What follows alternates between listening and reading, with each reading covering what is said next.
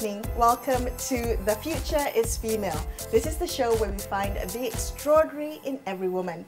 Now, with the next general election expected by 2027, civil society groups are launching Projek30, a campaign that's calling on political parties to field at least 30% of women candidates and to back it up with legislation. So Malaysia, as we know, ranks last in ASEAN for women's political empowerment. The question is, can we fix this, either through law or a change in political commitment? Or do we lack the political will for this? Joining me on the show to discuss this further, I'm delighted to introduce my guest today, Maria Chin, who is the advisor of the NGO Martabat PJ, and Gopal Papachan, who is the executive director of the women's rights group Empower. Welcome to the show, both of you. Thank you so much for being on the show. Thank you. I want to start with the big picture about Projek30. This campaign, why is it important? Why are you pushing for it now? Maria, if I may begin with you. Okay, sure. Thank you very much. I guess it's important at this juncture simply because this has been a long-standing issue. We need more voices, and particularly the election of PKR. I think that we need the critical mass in the parliament in order that women gender-sensitive issues get touched on and brought up as a national agenda. And we are not talking, this Projek30 is not talking about no merits. Yeah? We are talking about women who have the capacity, the skill, the knowledge to do it. And there has been a lot of training. And we have plenty of women in line, standing in line to actually take up that leadership. But why do we want women in parliament? It is because we are talking about almost 50% of the population needs, which is underrepresented, not talked about, like sexual reproductive health and rights, about their low wages, about their job position, about informal sector. 41% of our women are in the informal sector. And that is something that we have to worry about. We have to worry because these women are unprotected.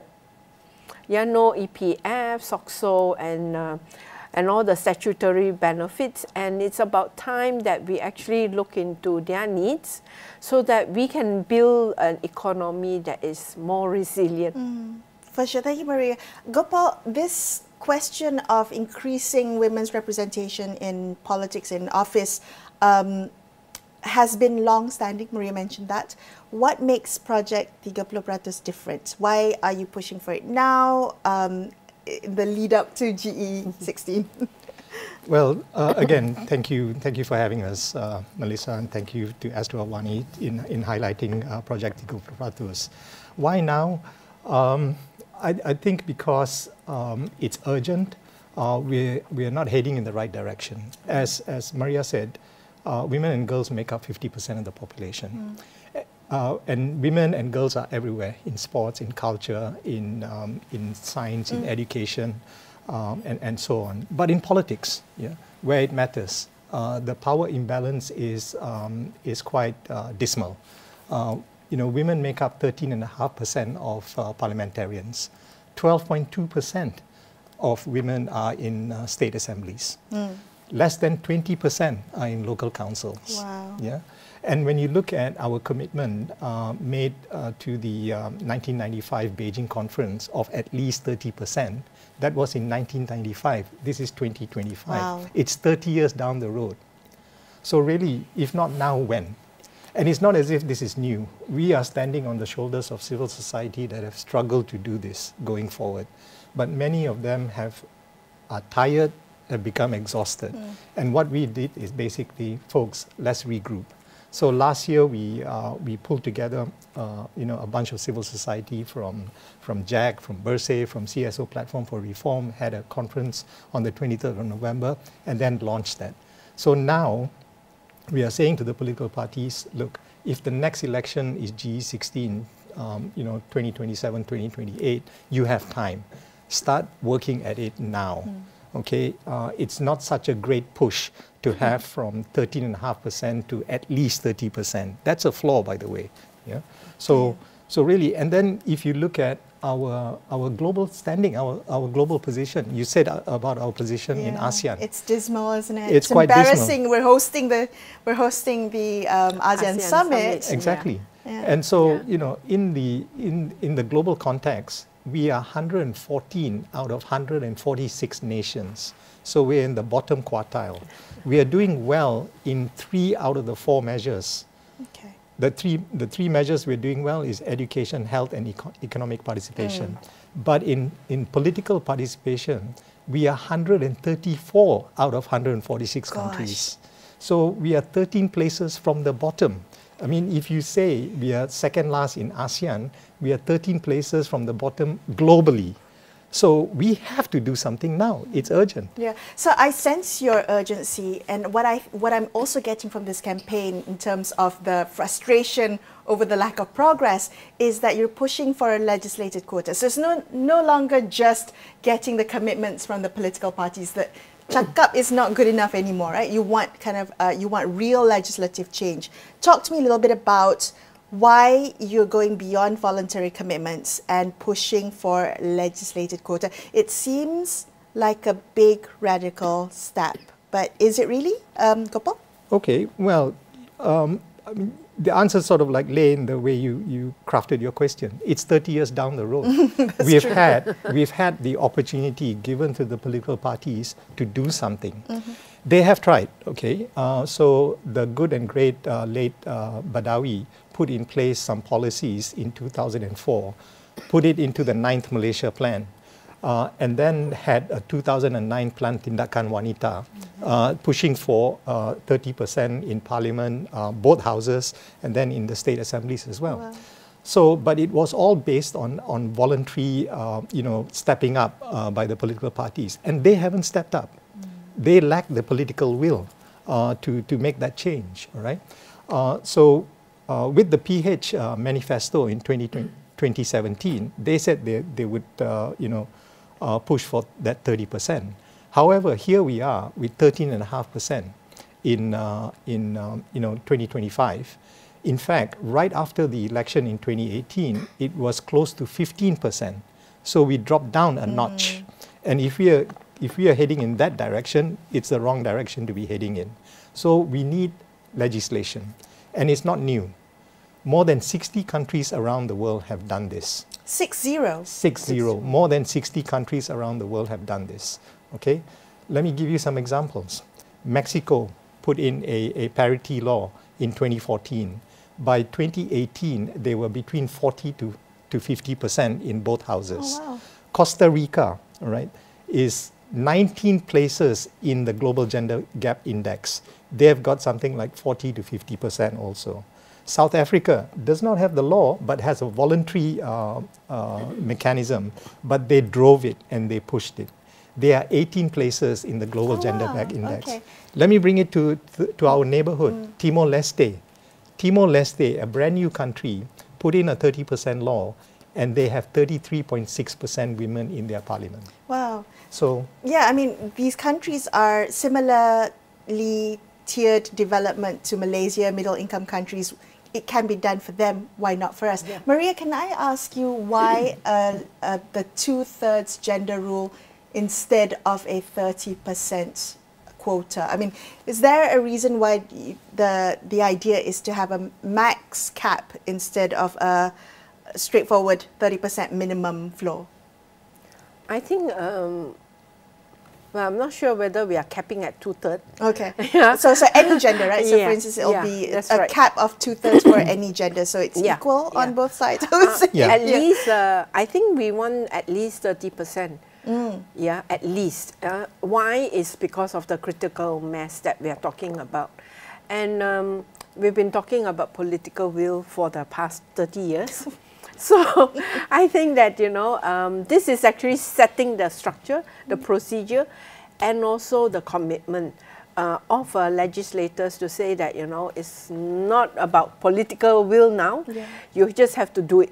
Okay. Yeah, Right. and I think that legislation will make it happen, because if you look at the countries that Gopal is talking about, they do have legislation, Yeah. and it kind of speed up the matter. Yeah. And we are talking about women who have the capabilities, who are able to actually bring policies, laws into the parliament, and will give a better perspective. Okay. Well, if I may use a kind of a recent example, you mentioned the PKR elections earlier. Nurul Izzah's recent win as PKR number 2, I want to use that as maybe an example of putting into context what we're discussing today. Her recent win was met with Nepo baby accusations. It was met with concerns over creating this political dynasty. I think some people said, well, you know, she should really wait her turn after her father steps down. All of that discourse, Maria, what did it reveal to you about how Malaysia, the public, views women in politics? I guess Nurul Izzah's example actually reflects the general public, is that women need to wait your turn. Wait your turn. Yeah, I've wait heard your that turn. narrative. Yeah, but you know, if you look at the education system now, yeah, the participation of women is much higher. Yeah, we have already progressed, but the country has not progressed together with the women. We have progressed very well in the primary school, secondary school, tertiary. If you look at some of the even male-dominated jobs and all that, women are there. So we have the women who will be able to take over. So it's no longer waiting. It is actually giving women the opportunity. I'm not saying that the men cannot do, but I think that the women's perspective is lacking in the legislation. That's why we take like domestic violence, yeah? We talk about more than 10 years. Laws related to rape, 8 years. Sexual harassment, a whole 20 years before we got the Sexual Harassment Act. So if the women are not there, you know, at the right place to push for these laws, it won't happen. And we cannot be waiting for another 30 years. And if the global statistic is correct, we have to wait for another 300 years. I don't want to wait that. No. So enough of waiting. We just have to say that, you know, you have to just do it. Yeah, and try it. If it's not successful, you can always vote them out. Well, the reason I ask is sometimes there is a dichotomy or a tension between what we say we want. We want more women in politics, we want more women representation. And then when women actually run, we don't support it, or we pull them down and we tear them down. And I want to ask you about this sometimes contradictory public discourse with the support for gender equality. Gopal, how do you make sense of what's happening? Do we want women to run for office, but only the right kind of women, the women who meet our checklist of ideals in our head? Sure. I mean, I think that whole discourse is necessary. See, because we can't be talking at both ends of our mouth, right? Wanting women, and then on the other hand, when women of substance and capability actually come up, we then sort of, utter all kinds of negative chatter and even dog whistles. So really, it underlines a deep patriarchal vein in our society, and that discussion is necessary to make that vein transparent, open, so we can talk about what society regards as gender stereotypes, and how it has kind of sort of damaged or put challenges and unnecessary challenges and hurdles in front of women and girls to progress as equal citizens in this country. So really, I mean, if you look at labor force participation rate, women are at 52%, men are at 86%. All the things that Maria said about education, right? Women outnumber them in universities or even in secondary schools. Where are they going if their labor force participation rate is only at 52%? So really, we are undercutting our own selves with respect to the potential women have in the economy as productive citizens, right? women check out of the labor force because, you know, they want to care for their families. And the families, you know, need child support. Child support is not available in affordable and competent places. So how is this going to happen? And the gender stereotyping always, you know, puts the load on women to take care of the child. Not only take care of the child, take care of the parents, take care of aging parents, etc. So women basically effectively reproduce a masculinized economy for free. Wow, all that unpaid labor. Yes, okay. and here we are asking for at least 30%. And you know the sort of like fangs come out. Yeah, what makes men think that, you know, if they are 50%, they're entitled to 80% of the seats? Why isn't that a conversation? Okay. Yeah. Some of the political parties have responded to that, saying, "Hey, there is no demand for women candidates. Voters aren't voting them in." How do we make sense of this supply versus demand argument if Malaysian voters are ready to support more women candidates? I won't buy that. But have you heard political parties say that? Of course, they always field women in the unwinnable seats as a token candidate. If they are not given the opportunity, of course, you don't have many to choose from, right? So I feel that, you know, there has to be some kind of assessment of the candidates regardless of gender, so that everyone has an equal opportunity. But at the present moment, who makes the decision within the party? I'm afraid it's mainly the men who are actually sitting up there, making decisions on who to actually be more capable, and usually they are the men.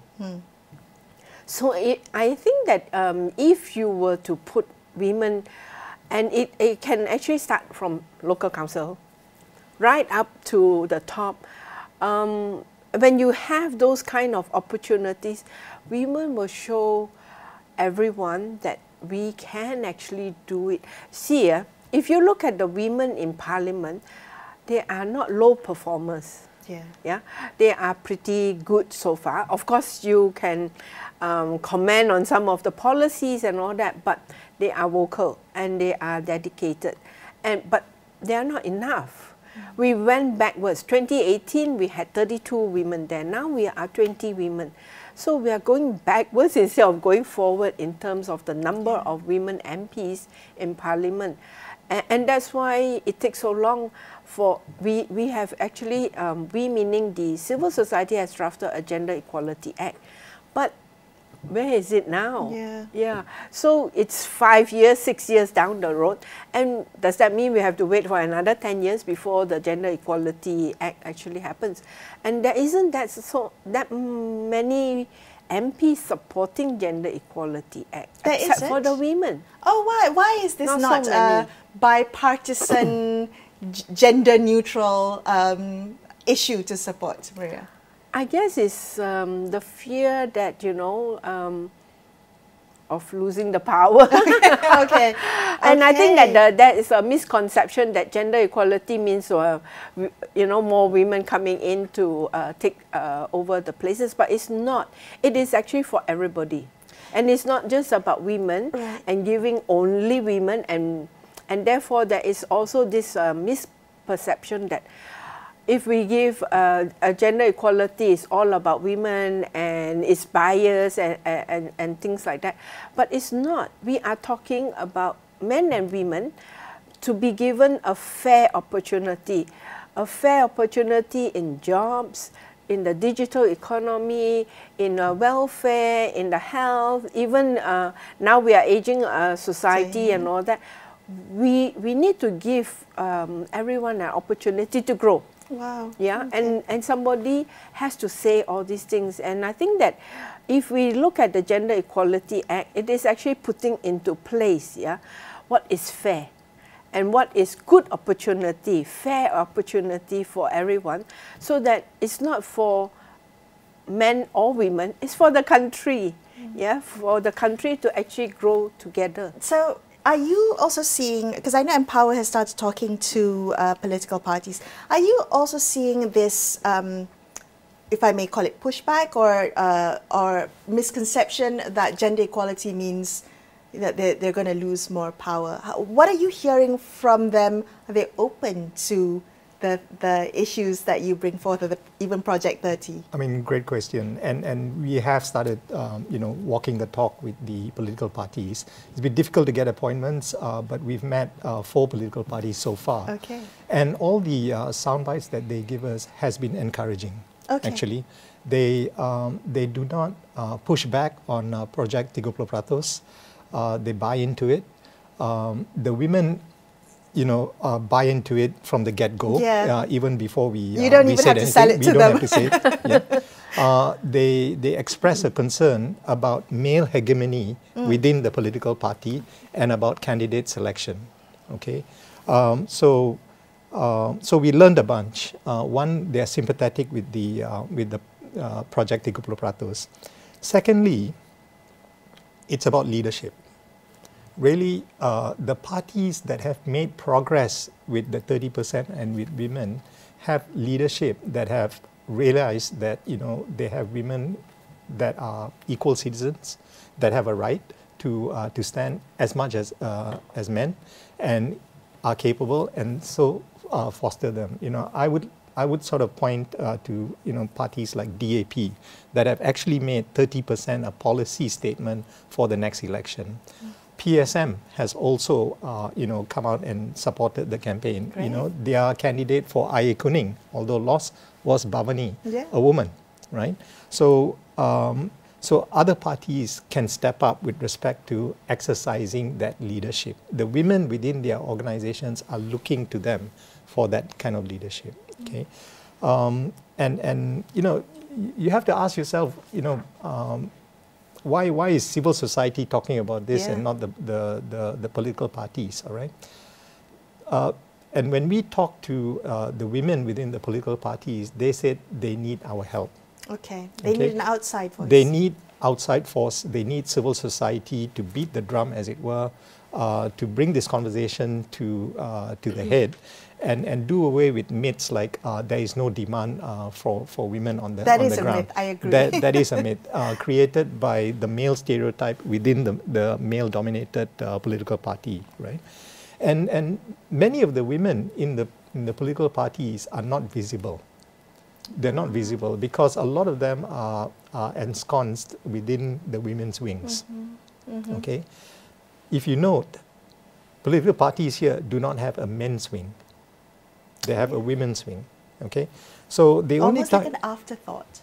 Yeah, so you need to ask the question, why is there a women's wing? The political parties that do not have a women's wing treat women as if they have equal place on the table.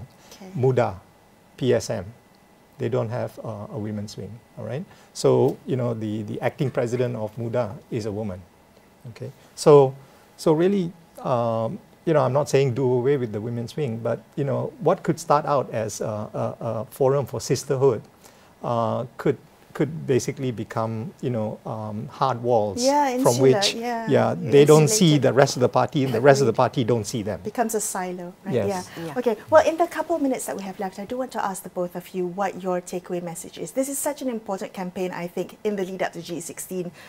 What would you like political parties and also the voting public to understand and remember about why this campaign is important? Maria, if I may begin with you. I think that having the legislation and lobbying the political parties are very important. But one thing that is much more important is the childcare.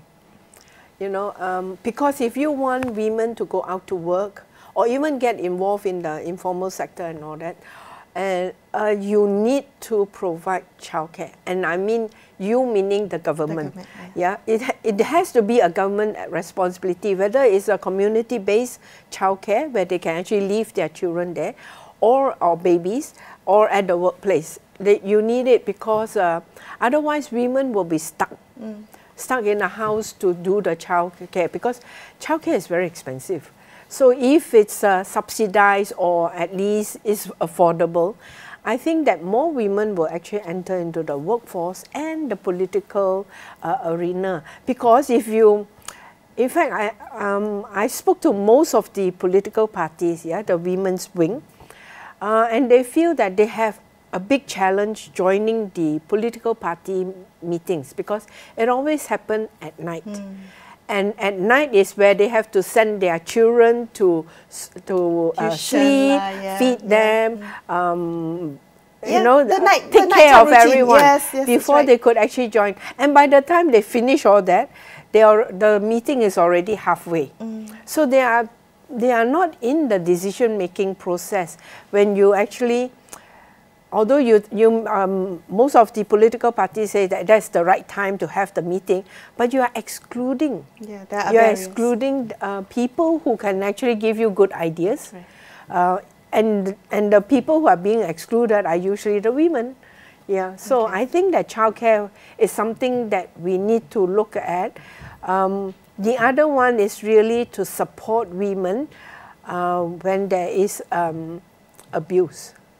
We also need to think about this because if you look at the COVID and so forth, we have such a high report on domestic violence, and that is something that actually become a barrier for some of the women coming out, to work and also to even be part of the political process. So. Basic support, these are actually basic support for women, is very necessary. Okay. Thank you, Maria. Gopal, same question to you. Thank you, thank you. Okay, so GE16 is just around the corner, 2027, 2028. I think we just need to get cracking. We want to draft the law and we want to insert that memorandum into the cabinet and into key stakeholders in the governing class here for discussion and then for them to take it up. And then we're also going to be talking to the political parties, rather. But we want civil society to also get behind us. We want civil society organizations and the public to get behind us. So really, your voice matters. If you want to know more about the campaign, go to empowermalaysia.org, right? And you'll find out about Projek30. It's really, Melisa, is about gender equality. It's about civil and political human rights of nearly 50% of the population in this country. We cannot call ourselves a democracy if we deny them those opportunities. So really, we're talking about power, rebalancing power in the halls of power in Malaysia. And we are going to work pretty hard to get there. And I think we will. Both of you, thank you so much for being on the show with me. I appreciate your time. Thank you. Thank you very much. That's all we have for you on this episode of The Future is Female. I'm Melisa Idris signing off for the evening. Thank you so much for watching. Good night.